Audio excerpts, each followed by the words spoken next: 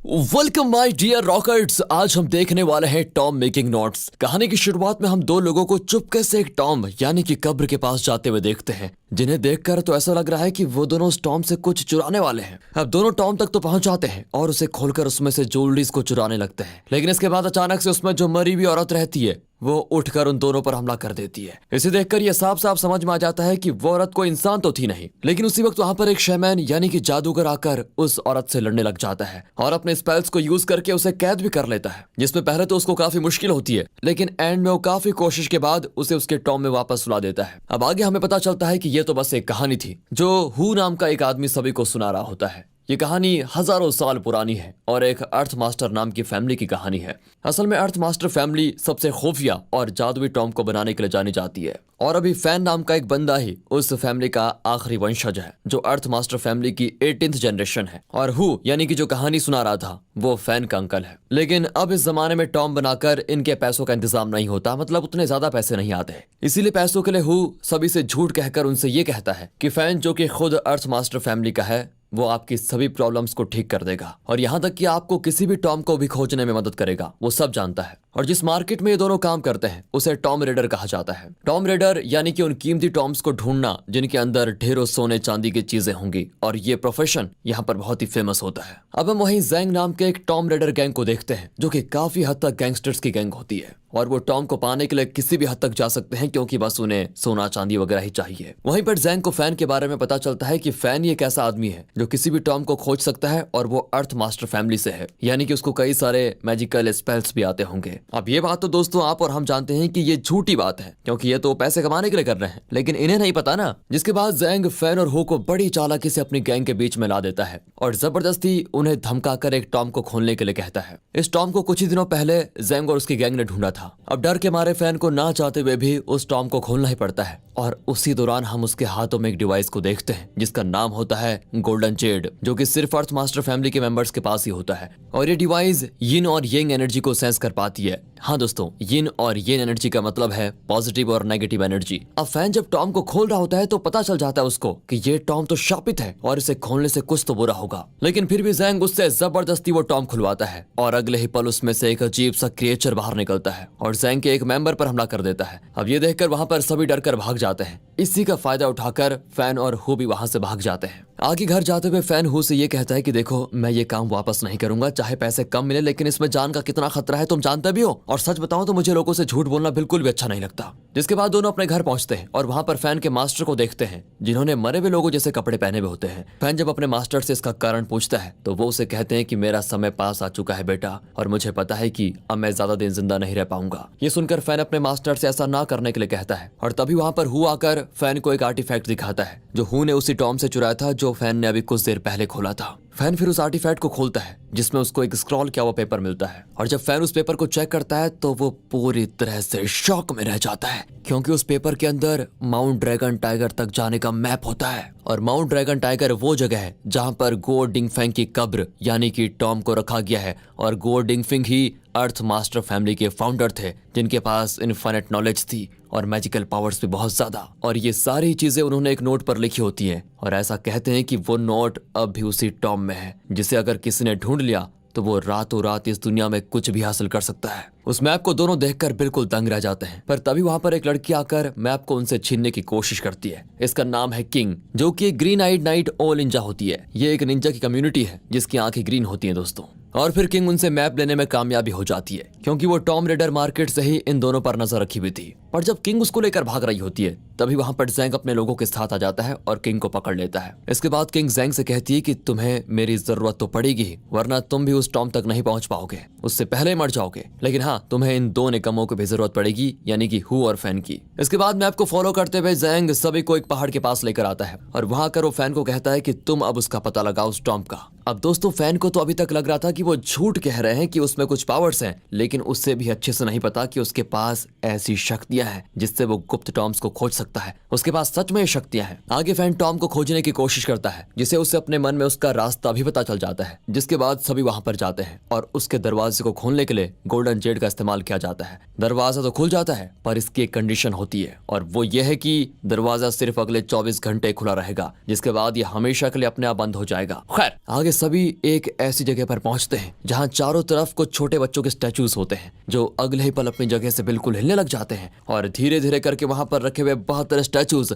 हर जगह चलने फिरने लगते हैं। जिसके बाद वो सभी अचानक इन लोगों पर हमला भी कर देते हैं, जिससे एक ही पल में वहां मौत का मंजर शुरू हो जाता है। इसी दौरान किंग गौर करती है कि सभी लोग किसी स्टैचू से नहीं लड़ रहे, बल्कि वो अपने आप में ही एक दूसरे से लड़ रहे हैं। सभी को हालुसिनेशन हो रहा है, इसलिए किंग पहले खुद को संभालती है और फिर फैन को संभालती है, जिससे फैन भी उस हालुसिनेशन से बाहर आ जाता है। फैन फिर हु को भी उस हालुसिनेशन से बाहर निकालता है, पर तब तक किंग ने फैन से डील कर ली होती है कि फैन उसके नोट्स ढूंढने में मदद करेगा, जिसके लिए फैन पहले तो मान जाता है, पर जैसे ही हु हालुसिनेशन से बाहर आता है, वो बड़ी चालाकी से हु को लेकर वहां से भाग जाता है और किंग अकेले ही ज़ैंग और उसकी गैंग के बीच फंस जाती है। हालांकि किंग फिर भी ज़ैंग और उसके मेंबर्स को हालुसिनेशन से निकालने में मदद करती है, जिसके बाद वो सभी मैप के अकॉर्डिंग आगे बढ़ते हैं। पर फिर कुछ दूर जाने के बाद उन्हें हु और फैन वापस मिल जाते हैं, यानी कि दोनों को वहां से भागने का प्लान फेल हो जाता है। अब सभी वहां से एक रूम में जाते हैं जहां चेस बोर्ड जैसा डिजाइन बना होता है, जिसमें 9 बड़े स्क्वायर और उनके अंदर 9 छोटे स्क्वायर बने होते हैं। जिसे देखकर ज़ैंग का एक गैंग मेंबर, जो कि शमन भी होता है, उसे इस गेम के बारे में कुछ याद आता है और वो बिना कुछ सोचे समझे उन स्क्वायर पर चलने लगता है, जिससे वहां का एक दरवाजा अपने आप खुल जाता है और सभी को लगता है कि अब उन्हें इस कमरे से बाहर जाने का रास्ता मिल चुका है। लेकिन ये खुशी ज्यादा समय तक टिकती नहीं, जब उसी दरवाजे से